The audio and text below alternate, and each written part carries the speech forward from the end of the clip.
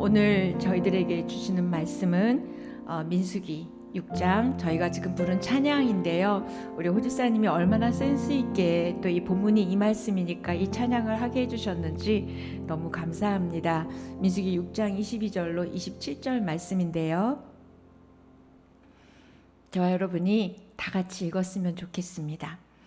여호와께서 모세에게 말씀하여 이르시되 아론과 그의 아들들에게 말하여 이르기를 너희는 이스라엘 자손을 위하여 이렇게 축복하여 이르되 여호와는 내게 복을 주시고 너를 지키시기를 원하며 여호와는 그의 얼굴을 내게 비추사 은혜 베푸시기를 원하며 여호와는 그 얼굴을 내게로 향하여 드사 평강 주시기를 원하노라 할지니라 하라. 여호와 그들은 이같이 내 이름으로 이스라엘 자손에게 축복할지니 내가 그들에게 복을 주리라. 아멘. 이 말씀으로 말씀을 전하신 목사님은 여러분이 너무 좋아하는 선우리 담당 우리 서연 목사님이시고요. 제가 깜짝 놀란 건 요즘 우리 성경 일독 하고 있잖아요. 오늘 영상이 나갔는데 오늘 본문이 이 내용이 있습니다. 오늘 읽어야 될 분량이 민수기 1장부터 민수기 10장 10절까지인데 딱 이 말씀이 겹쳤는데 목사님하고 한 번도 이런 이야기 한 적이 없는 거 보니까 하나님이 오늘 우리에게 동일하게 주시는 은혜는 이 아론의 축복을 주시고 싶어 한다는 걸 제가 깨달아서 더 울컥했고요. 또 두 번째는 제가 여태까지 많은 설교 제목을 들었지만 제일 아름다운 설교 제목인 것 같아요. 요즘 이때에 딱 맞는 제목 보고 싶다.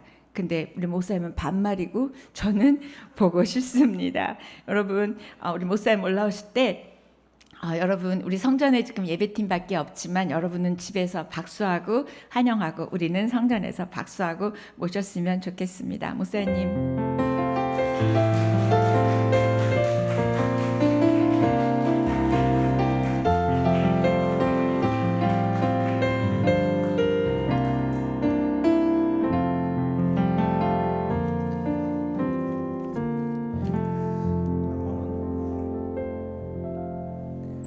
제가 설교 때 예화도 잘 안 쓰고 유머도 잘 안 하고 그래서 오늘은 좀 웃긴 얘기를 많이 하려고 준비를 했는데 유 목사님이 우셔서 이 분위기를 제가 어떻게 해야 될지를 잘 모르겠어요.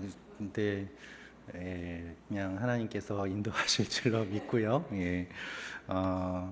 오늘 이 말씀은 이 아론의 축복 기도의 내용입니다. 그래서 예전에 한 4주 정도 시리즈로 해서 이 내용을 가지고 설교를 다른 데서 한 적이 있었는데 그걸 그대로 가져오진 않았고요. 새롭게 준비를 했습니다마는 아론의 축복 이 말씀이 요즘 우리들에게 필요하다는 생각이 들어서 정하게 되었습니다. 말씀 위에 잠깐 기도하겠습니다. 아버지 하나님, 예배가 시작되었고 찬양을 드리고 또 하나님 앞에 말씀 앞에 반응하며 나아가기를 원합니다. 주여 함께하여 주시고 또 온라인으로 예배드리시는 모든 분들에게 주님께서 은혜를 더하여 주시옵소서. 예수님의 이름으로 기도합니다. 아멘. 여기 계신 분들 또 댁에서 보시는 분들 모두 한번 성경이 있으시면 성경을 들어주시고 성경이 없으시면 오른손을 들고 저를 한번 따라해 주시면 좋겠습니다. 이 성경은 하나님이 나에게 주신 말씀입니다. 하나님의 말씀은 능력이 있습니다. 하나님의 말씀은 나를 변화시킵니다. 나는 이 말씀을 믿습니다. 아멘. 여러분의 고백대로 될 줄로 믿습니다. 선포하고 고백하면 거기에서 능력이 나옵니다. 그래서 우리가 어떻게 선포하고 고백하는가는 매우 중요하죠. 한번 기지개를 켜보시겠어요? 이렇게 댁에 계신 분들도 한번 기지개를 켜시고요. 팔도 한번 돌려보시고요.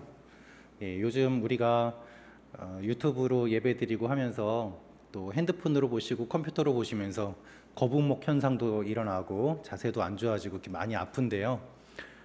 여러분들이 보시면 아시겠습니다만 저도 자세가 좀 안 좋습니다. 그런데 그 이유는 제가 어릴 때 제가 다녔던 학교가 다 높은 데 있었어요. 초, 중, 고 다 그 산 꼭대기에 있는 학교를 다녔는데, 고등학교 때는 눈이 오면은 저 위에서 이렇게 수위 아저씨가 이렇게 깃발을 흔들면서 오늘은 수업이 없다라고 할 정도로, 이렇게 그런 농담이 있을 정도로 굉장히 높은 학교였습니다. 그러니까 무거운 가방을 들고 땅 보면서 이렇게 걸으면 이렇게 자연히 자세가 안 좋게 되더라고요. 그래서 어깨도 많이 아프고 딱딱한데, 이걸 해결하기 위해서 계속 누르고 병원에도 갔습니다. 지금도 만지면 여기가 딱딱해요. 그런데 제가 어느 날 어떤 선생님의 이야기를 듣고 한 가지 깨달은 것이 있었어요. 어깨 아프신 분들 한번 따라해 주시면 좋겠어요. 자, 팔을 이렇게 펴보십시오. 90도로 팔을 하시고요. 이렇게 하는 게 아니고요. 90도로 하고 여기에서 겨드랑이 붙인 다음에 이 팔을 벌리는 거예요. 이렇게 벌어지십니까? 예. 이게 떨어지면은 효과가 별로 없고요. 붙인 다음에 한번 해보세요. 그럼 여기가 땡기거나 아플 겁니다. 그런데 이렇게 하면은 이 어깨 결림에 효과가 좋대요. 저는 어깨가 아파서 여기만 계속 눌렀는데, 여기 그리고 이 운동을 하면은 이게 펴지고 어깨 결림이 줄어든다는 이야기를 들었습니다. 그래서 제가 한 가지 깨달았습니다. 문제의 원인이 나는 여기 있다고 생각을 했는데 해결하려면 그게 아니구나. 여기를 아무리 주물러도 딱딱한 것이 사라지지가 않는데 여기를 누르니까 시원하고 풀리는 것을 보면서, 우리가 문제를 바라보는 태도에 대해서도 내가 이것이 문제라고 생각하고 해결해야 된다고 생각했지만 실제로는 그렇지 않구나 하는 일들을 많이 경험하게 되었습니다. 여러분은 문제의 해결점을 어디에서 찾으십니까? 우리의 문제의 해결점을 하나님에게서 찾으시기를 축원합니다. 그래서 지금 이 시간에 예배드리시는 여러분들은 굉장히 현명하신 분들이세요. 왜냐하면 그 해답을 찾기 위해 나오셨기 때문입니다. 다른 데서 찾으시는 것이 아니라 하나님 안에서 찾으실 때에 하나님께서 문제를 해결해 주실 줄로 믿습니다. 여러분, 2020년이 되면서 모든 것이 바뀌었습니다. 그렇죠? 우리가 생각지도 못한 가운데 너무나도 많은 것들이 너무나도 빠르게 변하는 것들을 우리는 경험했고 지금도 경험하고 있습니다. 그래서 어떤 분은 이 밀레니엄이 2000년이 밀레니엄이 아니라 2020년이 밀레니엄이다라고 이야기를 하더라고요.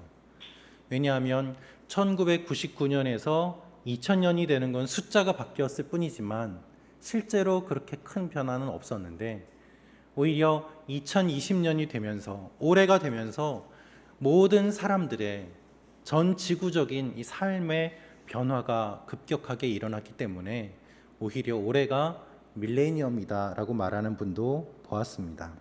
그만큼 큰 변화가 일어났습니다. 그리고 우리의 이 변화를 한마디로 이야기하면 바로 대면 사회에서 비대면 사회로 전환되었다는 것이 한마디로 일어나는 현상들을 설명할 수 있을 것입니다. 지금까지는 대면 사회였어요. 누군가를 만나는 게 당연했죠. 근데 이제는 비대면 사회가 되었습니다. 누군가를 만날 수가 없습니다. 지금까지는 마스크 없이 살았습니다. 그러나 이제는 아주 어린 아이들까지 마스크를 쓰면서 지내는 시대가 되었습니다. 너무나도 급격하게 많은 것들이 바뀐 것입니다. 제가 일본에서 살다가 왔는데요. 제가 일본에서 지낼 때 놀랬던 것 중에 하나는 일본 사람들이 다 마스크를 쓰고 다닌다는 거예요. 근데 그 사람들이 마스크를 쓰는 이유는 미세먼지 때문이 아니었습니다. 하늘도 파랗고 미세먼지도 없는데 이 사람들이 왜 마스크를 쓰고 다닐까?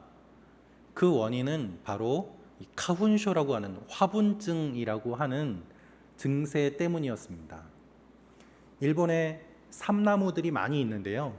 그 삼나무들이 봄이 되면은 이 꽃가루를 내뱉기 시작합니다. 그런데 꽃가루가 그냥 나오는 것이 아니라 마치 이 폭탄이 터지듯이 공기 중에 펑펑 그 꽃가루들을 내뿜는데, 그 삼나무를 전쟁 이후에 폐허가 된 일본의 집들을 짓기 위해서 동남아 지역에서 수입해다가 많이 심었어요. 그런데 정작 나무를 심고 보니까 그 나무보다 더 싼 재료들이 있어서 그 나무를 벌목하지 않고 그대로 방치한 채 다른 재료들로 집들을 짓기 시작했습니다. 그러니까 그때 심었던 삼나무들이 시간이 지나면서 엄청나게 많아지고 커지면서 꽃가루 양이 많아지게 된 거예요. 그것이 봄만 되면은 일본 전국을 뒤덮습니다. 그래서 꽃가루 알러지로 사람들이 하루 종일 콧물을 흘리기도 하고 눈이 붓기도 하고 호흡이 곤란해지기도 해서 봄만 되면 사람들이 다 마스크를 쓰고 다닙니다. 그런데 한국에서 건너간 사람들도 처음에는 괜찮은데 한 3, 4년 지나면 그 증상이 나타나요. 체질이 바뀌면서 익숙해지기 때문이죠. 그런데 봄이 아니더라도 사람들이 마스크를 많이 쓰는 것을 보았습니다. 왜 그런지 학자들이 분석을 했습니다.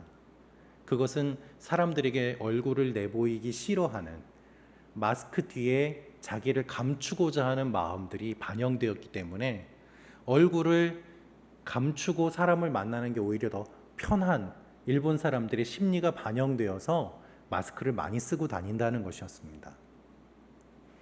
그런데 제가 한국에 왔을 때 놀란 점은 아무도 마스크를 쓰지 않는다는 것입니다. 미세먼지로 하늘이 뿌연데도 다들 마스크 없이 너무 태연하게 지내시는 거예요. 저 혼자 마스크를 쓰고 다니면 유난 떤다고 막 말을 많이 들었습니다. 그런데 이제는 그런 시대가 지나갔죠. 우리 모두 다 마스크를 쓰지 않으면 안 되는 시대가 되었습니다. 코로나로 비대면 시대가 되면서 우리는 새로운 사실을 깨닫습니다. 그것은 무엇인가 하면 우리 인간은 만남의 존재다라는 것입니다. 여러분, 우리 인간은 사회적 동물이다라는 말은 학교 다니면서 공부하면서 배웠습니다. 그런데 이렇게 정말 처절하게 현실적으로 이러한 일들이 드러나는 것들을 보면서 정말 그렇구나 하는 것들을 많이 깨닫습니다. 그렇게 만나지 말라고 해도 굳이 만나요. 사람들은 뭐 교회에서 만남 때문에 뭐 이렇게 됐다 이야기를 하는데요. 교회만이 아니더라도요. 한번 보십시오. 모이지 말라고 하니까 이제 한강 가서 만나지 않습니까?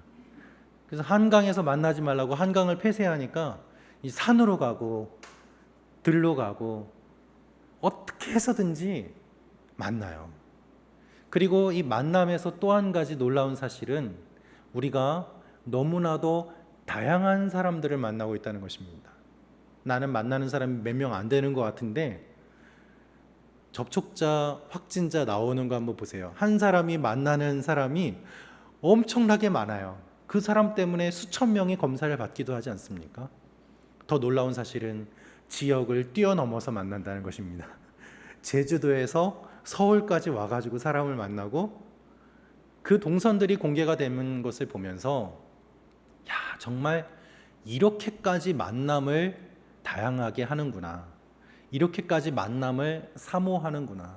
이렇게까지 우리가 만나야만 하는 존재구나 라는 것들을 경험하게 됩니다. 여러분, 그렇게 만나지 말라고 해도 만납니다. 우리는 그런 모습을 보지 않습니까? 근데 지금 예배를 드리는 여러분과 저도 비대면으로 예배를 드리잖아요.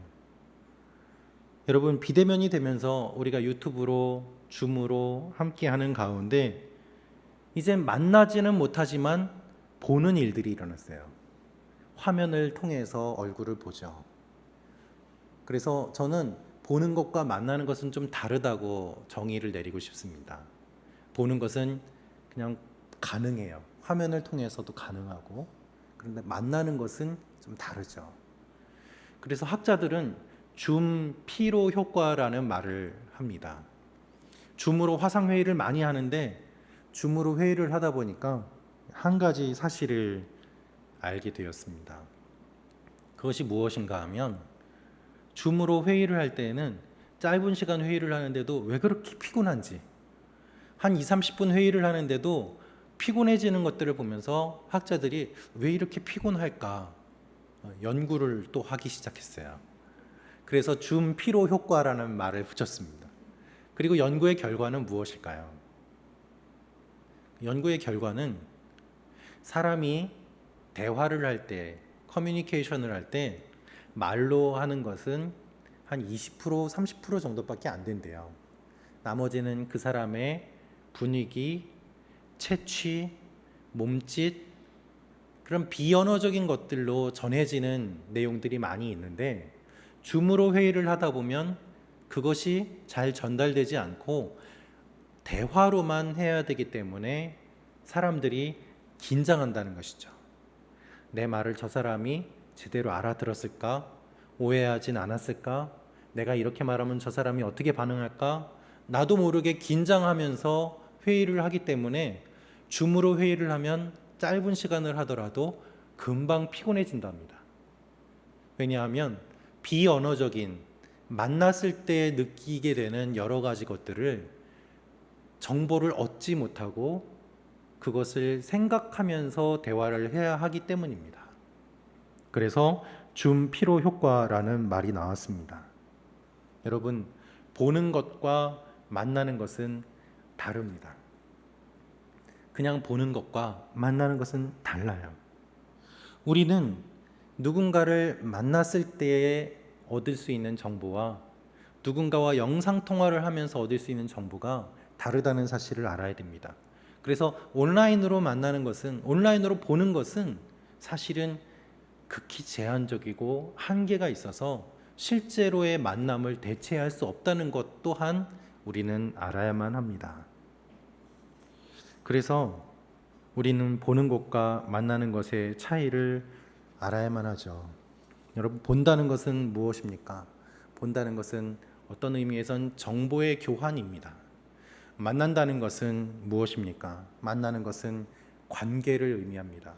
그래서 우리는 관계의 존재임을 기억하고 보는 것만이 아니라 만나는 것, 보는 것에서 그치지 않고 만남으로 인해서 더 깊은 일들을 경험해야만 하는 것입니다. 이것이 하나님과 우리와의 관계에도 동일하게 적용됩니다. 여러분, 하나님을 보는 것과 하나님을 만나는 것은 큰 차이가 있어요. 사람들은 이렇게 말하죠. 하나님 보여주면 내가 믿을게. 하나님은 없다. 하나님 보여주면 내가 믿을게. 그런데요, 그런 분들은 하나님 보여줘도 안 믿습니다. 왜요? 그건 보는 것이기 때문이에요. 예수님께서 기적을 일으키셨습니다. 그런데 그 기적을 많은 사람들이 보았어요. 근데 주님이 원하신 것은 기적을 통해서 예수님을 만나는 것인데 사람들은 기적을 보고 그것으로 그쳤습니다. 관계성을 배제하고 자신이 원하는 것만 얻는 일들이 일어났습니다. 그래서 우리는 교회에서 하나님을 본다라고 말하지 않고 하나님을 만난다라고 말하죠. 여러분, 오늘 제목이 보고 싶다입니다. 그런데 이것은 단순한 정보의 측면을 넘어서서 사실은 만나고 싶다라는 의미가 더 깊은 제목입니다. 하나님께서 여러분을 보고 싶어 하십니다. 하나님께서 여러분을 보고 싶어 하신다는 것은 하나님이 여러분을 단순히 보는 것으로 그치지 않고 만나고 싶어 하신다는 것을 의미해요. 먼저 봄이 있어야 되고 그 다음에 만남이 있어야 되는데 하나님께서는 먼저 여러분들을 보고 싶다고 이야기를 하십니다. 그리고 하나님께서 우리를 보신다고 말씀하십니다. 정현종 시인은 다음과 같은 시를 썼습니다. 사람이 온다는 것은 어마어마한 일이다. 한 사람의 일생이 오기 때문이다. 우리가 누군가를 만났을 때에는 그 한 사람만이 아니라 그 사람이 살아온 모든 인생을 만나는 것이기 때문에 그와의 인격적인 만남을 통해서 변화가 일어남을 이 시로 표현하고 있습니다. 여러분, 우리가 누군가를 만나면 어떻게 할까요? 만나면 그 사람의 얼굴을 보죠. 얼굴을 보고 얘기합니다. 그리고 얼굴을 보며 얘기한다는 것을 우리는 만난다라고 표현을 해요. 그래서 이 얼굴을 보면서 만나서 이야기하는 것, 오늘 주님이 그 말씀을 하고 계십니다. 이 짧은 본문 안에 하나님의 얼굴이라는 표현이 반복돼서 등장하고, 하나님이 그 얼굴을 너희를 향해 드사라고 말씀하시는 내용이 여기에 있는 것이죠. 여러분의 얼굴은 어떠십니까? 우리 마스크를 쓰고 계시지만 한번 얼굴을 한번 보시길 바랍니다. 여기 계신 분들은 한번 앞뒤 좌우에 한번 보시고요. 네, 영상으로 보시는 분들은 혹시 거울이나 아니면 핸드폰에 비친 여러분의 얼굴을 한번 보시면 좋겠습니다. 어떠세요? 어떤 얼굴이세요? 여러분, 얼굴이라는 말의 뜻은 무엇일까요? 얼굴이라는 말의 뜻은요, 이 얼과 굴이 합쳐진 말이래요. 이 얼은 우리의 생각, 영혼, 정신 이런 것들을 뜻하고요. 굴, 이 틀이라는 말은 우리의 형태를 의미합니다. 그래서 얼을 담는 그릇, 그래서 얼굴이라고 합니다. 우리가 흔히 어느 정도 나이가 되면 자기 얼굴에 책임을 져야 된다라는 말을 하지 않습니까? 그 사람이 살아온 인생과 그 사람이 생각하는 것들이 그 얼굴에 다 반영되기 때문에 그 얼굴에 책임을 져야 된다는 말은 삶에 책임을 져야 된다는 말일 것입니다. 여러분, 예전에 일본에서 어떤 방송 프로그램을 봤는데요. 게스트들이 자신들이 키우는 반려동물들을 다 데리고 나왔어요. 그래서 어떤 사람은 강아지, 어떤 사람은 고양이, 또 어떤 사람은 이구아나 뭐 이런 다 데리고 나왔는데요. 놀라운 사실은 그 반려동물이 다 닮았다는 거예요. 주인을 닮았어요. 왜 그럴까요? 사람들은 자기하고 닮은 모습에 호감을 가진대요. 그래서 반려동물을 고를 때에 자기도 모르게 자기하고 비슷하게 생긴 동물을 선택한대요. 그리고 함께 지내면서 그 얼굴이 닮아간대요. 그래서 얼굴이 닮아간다는 것은 함께 보내는 시간이 많아지면서 점점 같이 동화되어 간다는 것을 의미해요. 그래서 여러분, 이 가족이 서로 얼굴 닮았다는 말은 칭찬입니다. 난 남편하고 다른데요, 이렇게 생각하지 마세요. 서로 닮는 게 부부로서 당연한 거예요. 함께 닮아가는 거죠. 분위기가 닮고 말이 닮고 태도가 닮아가는 것, 그 얼이 닮아가는 것입니다. 얼굴은 인격을 반영하고 우리가 만나서 얼굴과 얼굴을 마주 대할 때에 거기에서 변화가 일어납니다. 오늘 말씀을 보면 하나님의 얼굴이 등장합니다. 그런데 사실 오늘 이 말씀의 이 배경을 보면, 이 말씀이 기록된 것을 우리가 볼 때에 사실은 아론의 축복이라는 그 내용만 주목해서 보기 쉽습니다. 하지만 민수기 6장 앞부분에 나온 이야기들을 먼저 살펴보면 이 말씀 앞에 무슨 내용이 있는지를 먼저 볼 필요가 있습니다. 민수기 6장에 아론의 축복이 기록되어 있는 이 앞에 어떤 말씀이 기록되어 있는가 하면은 나실인의 서원에 대한 이야기가 나옵니다. 나실인이 하나님 앞에 서원함으로 구별된 삶을 살아야 되는 사람으로 어떻게 살아야 되는지에 대한 내용들, 그 규례가 나오는 것이죠. 하나님께서 나실인을 택하시지만 또한 나실인은 스스로 그 규율을 지킴으로 말미암아 하나님 앞에서 하나님이 주시는 은혜에 반응하는 인간의 모습이 나실인의 모습을 통해서 드러납니다. 즉 하나님이 주신 은혜에 나실인이 은혜로 자원하면서 반응하고 서원하고, 그리고 그것이 나실인의 서원으로 나타나게 되는데, 그 이후에 하나님께서는 오늘 아론에게 이렇게 축복하라라고 하면서 하나님이 말씀하신 것에 인간이 반응하고, 그 인간이 반응한 것에 다시 한번 하나님께서 이렇게 하라라고 말씀하시는 하나님과 인간의 반복되는 교제의 모습들이 등장하게 됩니다. 하나님이 은혜를 베푸시고 인간이 반응하고 거기에 또 하나님께서 이렇게 말씀하시고 또 순종하면서 나아가는 이 일들이 하나님과 사람이 서로 만난다라는 의미고 만났을 때에 나타나는 일들이라는 것입니다. 우리 본문 24절에서 27절 말씀 한번 다시 읽도록 할 텐데요. 본문 24절에서 27절 말씀 같이 읽겠습니다. 시작. 여호와께서 내게 복을 주시고 너를 지키시기를 비노라. 여호와께서 그 얼굴을 내게 비추시고 내게 은혜 베푸시기를 비노라. 여호와께서 그 얼굴을 너를 향해 드시고 내게 평강을 주시기를 비노라. 복과 지켜주시는 것과 얼굴과 은혜와 평강, 이 말들이 다 연결되어서 이 기도문 가운데 기록되어 있는 것을 보게 됩니다. 하나님의 얼굴이라는 말이 반복돼서 나오는데요. 하나님의 얼굴, 이 파네라는 말이 성경 전체에 1470번이나 나온대요. 하나님이 직접 얼굴을 보면 너희는 다 죽는다라고 말씀하셨는데, 하나님이 직접 하나님의 얼굴을 향하여 드사라고 말씀하시면서 하나님의 얼굴에 대한 이야기를 말씀하십니다. 우리는 그래서 하나님의 얼굴을 직접 볼 수 없어요. 그런데 하나님은 하나님의 얼굴을 우리를 향해서 드신다고 말씀하세요. 이것은 하나님께서 우리를 인격적으로 만나 주신다라는 의미입니다.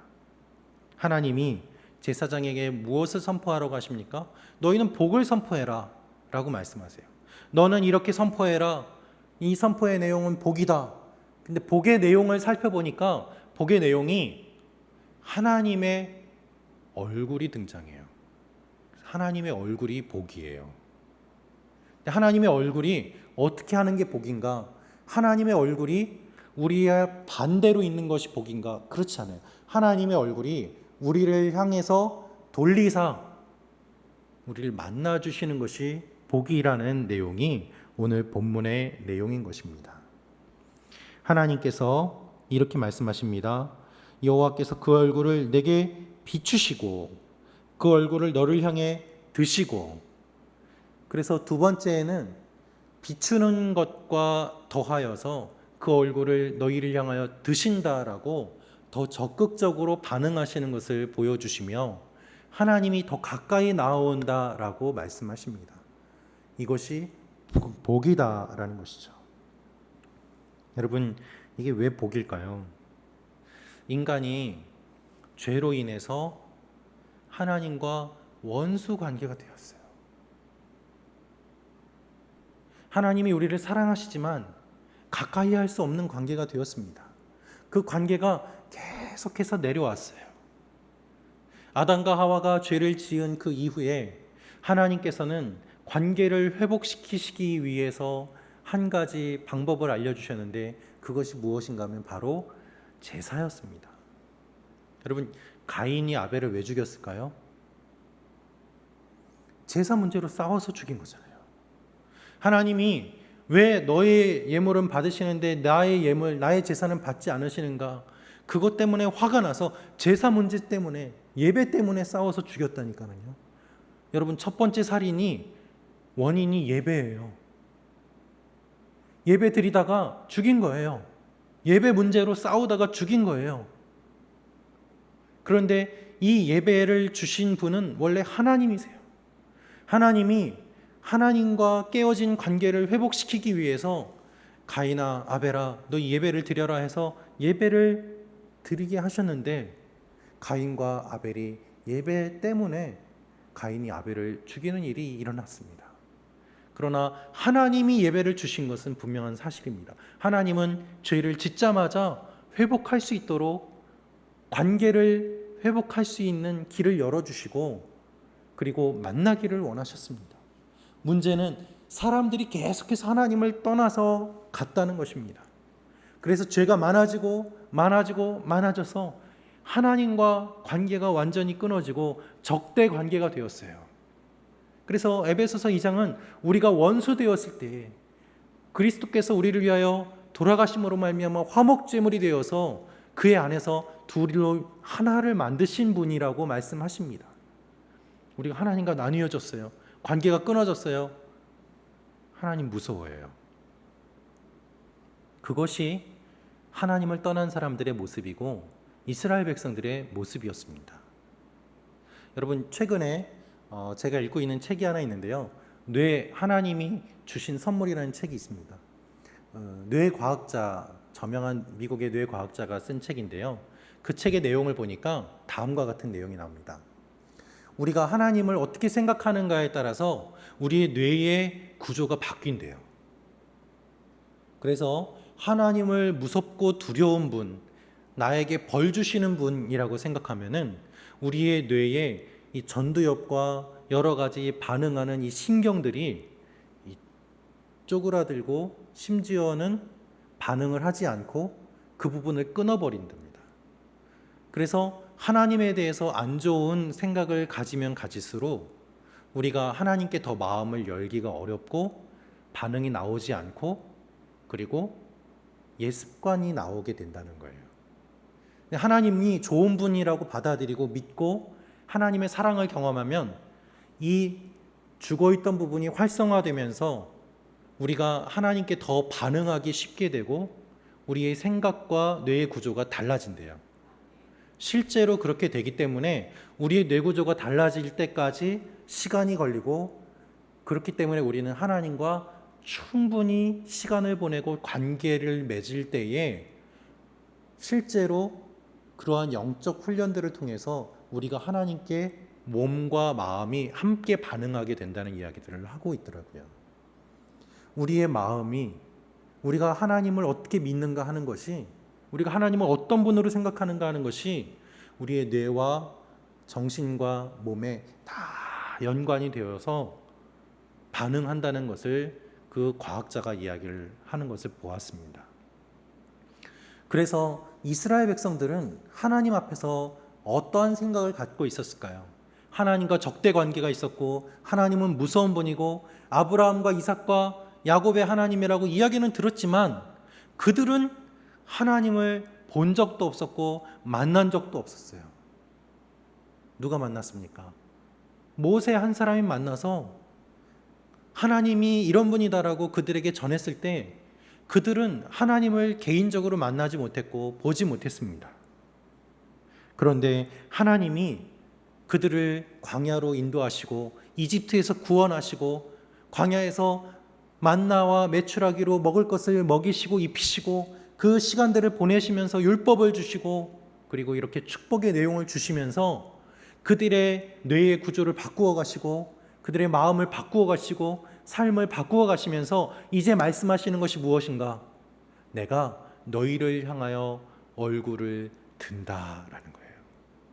이젠 적대 관계가 아니라 너희와 나는 이제는 백성 관계가 되고 너희는 내 자녀가 되고 너희는 내 사랑하는 존재가 된다라고 주님이 말씀하시는 것입니다. 할렐루야. 여러분, 이것이 얼마나 큰 축복입니까? 그래서 아론에게 이렇게 기도하라라고, 이렇게 축복하라라고 하나님 말씀하고 계십니다. 여러분, 우리가요 죄 지은 사람 보면 어떻습니까? 고개를 떨고요. 똑바로 보지 못합니다. 왜요? 그 마음이 반영이 되는 거예요. 우리가 하나님 앞에 죄인으로 있으면 하나님을 똑바로 보지 못해요. 고개를 숙이고 피하고 도망다닙니다. 그래서 전도하다 보면 그런 분들 계시잖아요. 나는 죄가 너무 많아가지고 교회 못 가요. 아니요, 죄가 많으니까 교회 와야죠. 그런데 그런 반응은 당연해요. 왜요? 하나님을 마주보기가 힘든 거예요. 그래서 주님이 말씀하세요. 너희가 나를 보지 못하니까 내가 너희를 향하여 얼굴을 든다라고 말입니다. 놀이공원에 아이하고 놀러 갔어요. 그러면은 아이는 그냥 자기 볼 것만 찾아서 막 돌아다니잖아요. 그런데 엄마는 다른 건 눈에 안 들어와요. 그 아이만 계속 쫓아다녀요.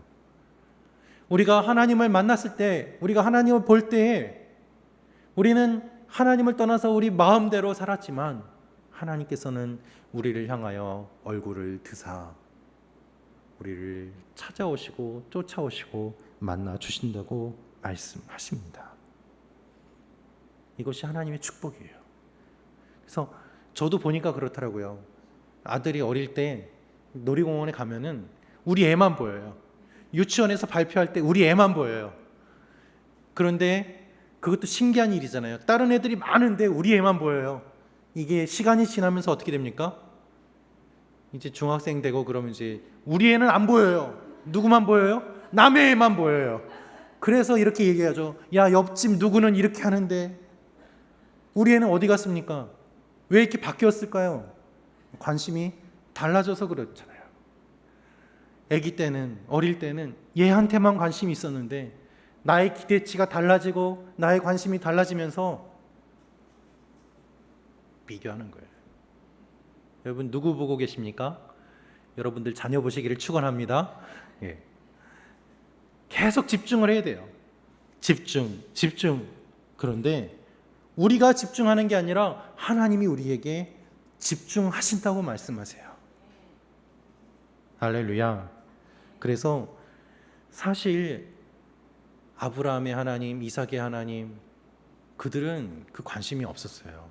400년 동안 노예 생활하면서 하나님에 대한 기대감은 하나도 없고, 그리고 하나님에 대한 약속도 다 잊어버리고 매일 반복되는 노예 생활 속에서 그들은 하나님과 무관한 삶을 살고 이집트에 보이는 온갖 우상들을 섬기면서 그 영향을 받으며 살았습니다. 그래서 하나님께서는 10가지 재앙을 통해서 그들을 구원하십니다. 10가지 재앙은 이집트에 자리 잡고 있던 10가지 우상들을 상징하는 것이었어요.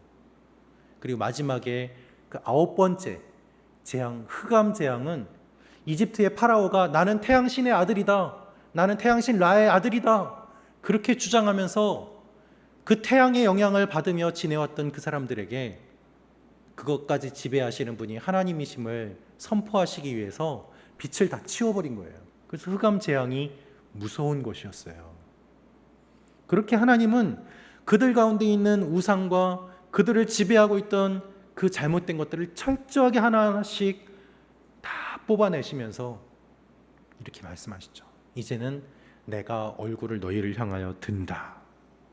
그래서 거기에서부터 마음이 달라지게 되고 삶이 변하게 되고 이스라엘 백성들이 하나님과 관계를 맺는 가운데 하나님의 백성이 되어가는 것입니다.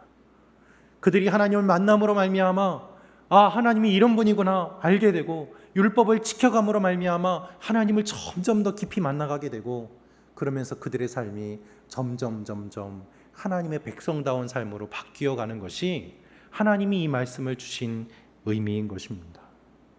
그래서 여러분, 만나면서 변화가 시작돼요. 보는 것이 아니에요. 많은 분들이 하나님을 만나기보다는 교회에 하나님을 보러, 예배 보러 오시는 분들이 많았던 것이 사실입니다. 교회에 주님을 만나러 가는 것이 아니라 예배 보러 가고 구경 가고 그렇게 가는 것. 그래서 사실은 우리 삶의 변화가 없었던 일들이 얼마나 많이 있습니까? 주님은 이제는 만나 주신다고 말씀하세요. 그 얼굴을 향하여 드사 만날 때에 변화가 일어나는 것이기 때문입니다. 그게 만남이에요. 만나면 눈이 밝아지고요, 만나면 삶이 달라지고요, 만나면 변화가 일어나요. 제가 제 아내를 만났을 때 그런 일이 일어났어요. 할렐루야. 저는 서울 출신입니다. 그냥 서울에서 태어나서 쭉 자랐거든요. 그런데 부산에서 사역을 하게 될 일이 있었어요. 저 혼자 내려갔습니다.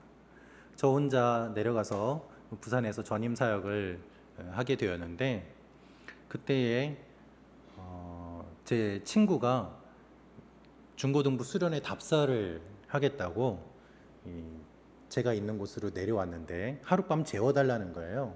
그럼 뭐 방이 비어 있으니까는 오라고 해서 재워주겠다고 했는데, 그 친구가 같이 온 중고등부 총무 선생님이 계셨습니다. 그분하고 만난 건 아니에요. 그분하고 만난 게 아니라, 근데 그분이 저하고 이제 제가 뭐 같이 이렇게 안내도 하고 하면서 저하고 이야기를 하다가 갑자기 뜬금없이 이런 이야기를 하는 거예요. 만나는 사람이 있냐? 없다 그랬더니 소개시켜 주겠대요. 그래서 아니 나를 안 지 얼마 됐다고 소개를 시켜준다고 하지 하면서 아 나 됐다 하고 손사래를 쳤거든요. 그랬더니 아 잠깐 기다려보라고 하면서 제 앞에서 전화를 거는데 야 나 부산 내려왔는데 너 어디니 하면서 뭐 얘기를 하는데 들어보니까 소개를 시켜주겠다던 그 자매가 제가 사역하고 있는 그 교회를 다니는 거예요. 그 같은 교회의 청년이니까 더 부담이 되잖아요. 저는 중고등부 담당을 하고 있었는데 비록 부서는 다르지만 교회가 크지도 않았고 그러니까 더 부담이 돼서 아이 됐다 이 얘기는 이제 그만해라 하고서 답사를 마치고 이제 올라갔습니다. 그런데 이름은 들었고 저희 교회 청년이라는 것도 알았는데 정보가 있잖아요. 근데 누군지는 모르고 교인 수첩을 다 찾아봐도 사진이 안 나오더라고요. 없었어요. 그런데 관심을 끊고 지내다가 그냥 호기심이 생겨서 아 정말 어떤 사람인지 한번 보자. 그런데 누군지는 모르니까 얼굴을 볼 수도 없고 아 그러면 나를 알려야 되겠다. 그래서 제가 이제 이름표를 크게 만들어서 여기에 붙이고 다녔어요. 그래서 저만 붙이고 다니면 이상하게 보잖아요. 그래서 우리 중고등부 애들한테 야 우리 서로 이름을 서로 외우는 걸로 하자 그래가지고 선생님들 다 만드세요 해서 전도사부터 선생님들까지 다 해가지고 요거 만들어서 붙이고 그냥 교회를 계속 돌아다니는 거예요. 주일마다 이렇게 나 여기 있으니까 한번 알아봐 달라. 교역자도 담임 목사님 그리고 전임 전도사는 그 여자 전도사님 한 분, 교역자가 풀타임이 3명에 파트 전도사님들이 한 4분 정도밖에 안 되는 교회였는데 그냥 뭐 이거 달고 돌아다녔죠. 그렇게 몇 개월이 지났는데도 그렇게 보이는 사람이 없어요. 그런 자매가 안 보이는 거예요. 그렇게 몇 달 지난 뒤에 어느 날 주일에 교회 이렇게 지나가는데 처음 본 자매가 식당에 앉아서 사람들과 같이 밥을 먹는데 보는 순간 알았어요. 이렇게 거기서 빛이 나면서 이렇게 주위가 이렇게 샥 어두워지고 거기서만 막 빛이 딱 나면서 아, 저 사람이 얘기했던 그 사람이구나라는 거를 본 순간 알겠더라고요. 그래서 제가 한 번도 그런 적이 없었는데 굉장히 소심하고 이렇게 제가 숫기가 별로 없었거든요. 그런데 용기를 내서 가서 말을 걸었어요. 혹시 그분 아니냐. 그리고서 한번 이렇게 만나자, 밥을 한번 먹자. 그러고서 이제 연락처를 어떻게 받아가지고 떨리는 마음으로 만났고 그리고 3개월 만에 결혼을 하게 됐습니다. 그 전에는 갖고 있던 정보만 가지고서는 아 됐다, 괜찮다, 우리 교회 사람이니까 난 더 부담된다 이랬는데 본 순간 그리고 만나니까 더 달라지는 거예요. 여러분 정보와 지식과 다른 사람의 이야기를 듣고 아는 것과 내가 직접 보는 것, 더 나아가서 만나는 것은 하늘과 땅 같은 차이가 있어요. 다른 사람의 이야기를 듣고 그냥 객관적인 정보를 가지고 안다라고 하는 것은 그냥 폭포 그림을 보는 것 같아요.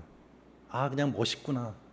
그런데요, 만나는 거는요, 그 폭포, 떨어지는 폭포 아래에 내가 앉아 있는 거하고 똑같아요. 그 분위기에, 그 상황에, 그 모든 것을 다 경험하게 되는 것이죠. 하나님께서 우리에게 원하시는 것이 무엇입니까? 정보가 아니에요. 그냥 보는 것이 아니에요. 하나님이 우리에게 원하시는 것은 만나자는 거예요. 그래서 내가 얼굴을 너희한테 들 테니까 너희가 나를 향해서 너희도 얼굴을 들어라. 우리가 얼굴과 얼굴을 서로 대면하자. 주님, 우리가 그 전에는 흐린 거울을 보는 것 같았지만 이제는 얼굴을 배웁나이다. 욥이 고백하는 것처럼 이제는 우리가 주님 앞에 가까이 나아가서 하나님을 만나고 하나님을 경험하고 하나님과 함께하는 것, 그것이 큰 축복이라고 주님 말씀하고 계세요. 그래서 여러분 만나면 만날수록 더 만나고 싶고 더 좋은 거예요. 나는 내가 옆에 있어도 내가 그립다라는 시처럼 계속 옆에 있어도 계속 그립고 더 좋고 더 좋아요. 그래서 자꾸 보고 싶은 거죠. 아내가 보고 싶은데요. 네. 할렐루야. 네. 그것이 진짜 만남의 의미지 않습니까? 이스라엘 백성들은 하나님을 몰랐습니다. 하나님에 대한 정보도 없었습니다. 어떻게 하나님을 만나야 되는지도 몰랐습니다. 그런데 하나님께서 그들을 먼저 찾아오시고 만나주시고 알려주시고 안아주시고 지켜주시고 먹여주시고 채워주시고 함께 하셔서 그들의 갈급한 심령 가운데 그저 먹을 것만 해결되면 된다는 그 노예의 모든 것들이 다 씻겨나가고 하나님의 백성이 되도록 주님이 이끌어 가십니다. 그래서 그것이 큰 축복이라고 말씀하세요. 최근에 코로나 블루라는 말이 있습니다. 20, 30대 젊은 여성들이요, 요즘 자살을 너무 많이 해요. 지금 1700명 이상이 자살을 했다는 통계가 있습니다. 최근에 어떤 한 여배우도 슬픈 선택을 해가지고 많은 사람들이 가슴 아파하고 있습니다. 이 코로나 블루는 이 코로나로 인해서 심리가 불안해지고 우울해지고 그래서 극단적인 결과를 선택하는 것을 의미합니다. 작년에 비해서 이미 너무 많은 숫자가 늘어났다고 합니다. 그러나 40대, 50대는 어떻습니까? 우리 모두가 다 이와 같은 일들을 경험하고 있는 시대 아니겠습니까? 여러분, 하나님은요, 은혜를 베풀어 주신다고 말씀하시는데 이 은혜, 흰이라는 말은 보고 불쌍히 여긴다는 의미가 담겨 있어요. 하나님이 우리를 보시고 너무 슬프고 불쌍해서 은혜를 베풀어 줄 수밖에 없는 상황이 되었음을 주님 말씀하고 계십니다. 여러분, 우리의 상황이 얼마나 슬픕니까? 얼마나 아픕니까? 얼마나 비참합니까? 코로나로 인해서 우리는 사람들을 만나지 못합니다. 그럼 누굴 만납니까? 가족들을 만나요. 애들이 학교 가면은 편했었는데, 편한 게 아니라 뭔가 내 학교 갔을 때의 삶과 돌아왔을 때의 그 패턴이 있었는데 이제는 학교를 안 가니까 하루 종일 얼굴을 보면서 몰랐던 아이들의 모습이 드러나요. 그렇지 않습니까? 그거 굉장히 낯섭니다. 내 아이가 학교 가서 잘할 줄 알았는데 하루 종일 옆에 붙어 있어 보니까 그렇지가 않은 모습을 보는 거예요. 내가 가족이지만 몰랐던 부분들, 남편과 자녀들과 함께 지내면서 내가 가족이라는 이름으로 있었지만 실제로는 만나지 못했던 여러 가지 부분들을 만나게 되면서 우리는 우울하고 슬퍼지고 또 마음이 힘들어지는 일들이 일어나기도 합니다. 당장 저도 그렇더라고요. 아이들 보니까 잘 지내는 줄 알았는데 그냥 하루 종일 집에서 애들이 서로 막 퉁탕퉁탁하고 그냥 애들하고 싸우는 게 일상이 되고 하루 종일 애들 싸우는 거 말리고 조용히 시키고 혼내고 하다 보면은 다 진이 빠지는 거죠. 그러면은 오늘 하루는 뭐 했나? 내가 지금 뭐 하고 있나? 잘하고 있는 건가? 이게 정말 주님 나라와 무슨 관계가 있는가? 그와 같은 일들이 일어나면서 우리의 마음이 깊은 우울 가운데 빠지기가 참 쉬워졌습니다. 근데 여러분, 우리의 만남이 없어진 것이 아니라 사실은 만남의 대상이 달라진 거예요. 가족을 만나지 못했었는데 가족을 만나고, 자녀를 만나지 못했었는데 자녀를 만나고, 만남의 대상이 달라졌기 때문에 그 달라진 대상 때문에 힘들어진 모습이 아니겠습니까? 만남은 동일해요. 그런 대상이 달라요. 그 대상에 적응하느라 힘든 것이죠. 그런데 성경은 언제나 이 하나님과의 낯선 만남이 축복임을 말씀하십니다. 여러분, 우리는 비대면 사회를 살고 있습니다. 그런데 사실은 비대면이 아니에요.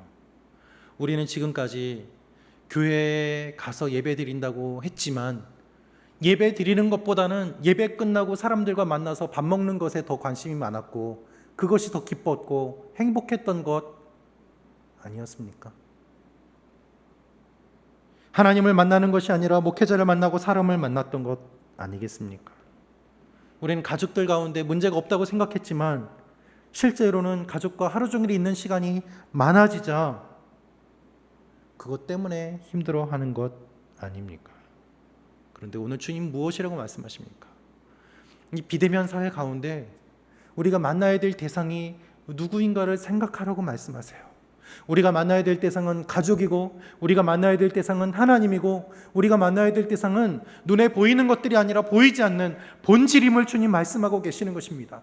그래서 그것이 축복이라고 말씀하십니다. 이스라엘 백성들의 신앙생활 한번 보십시오. 그들은 성전이 있었습니다. 그러나 그 성전 하나로 온 국민이 신앙생활을 했던 모습들을 생각해 보십시오. 그 성전이 무너졌을 때 사람들은 어떻게 했습니까? 회당을 만들기 시작했어요. 회당을 만들라고 말씀하시지 않았는데도 함께 모여서 유대인들 10명 이상이 모여서 서로 그룹별로 모임을 하고 그곳에서 하나님의 말씀을 함께 강론했습니다.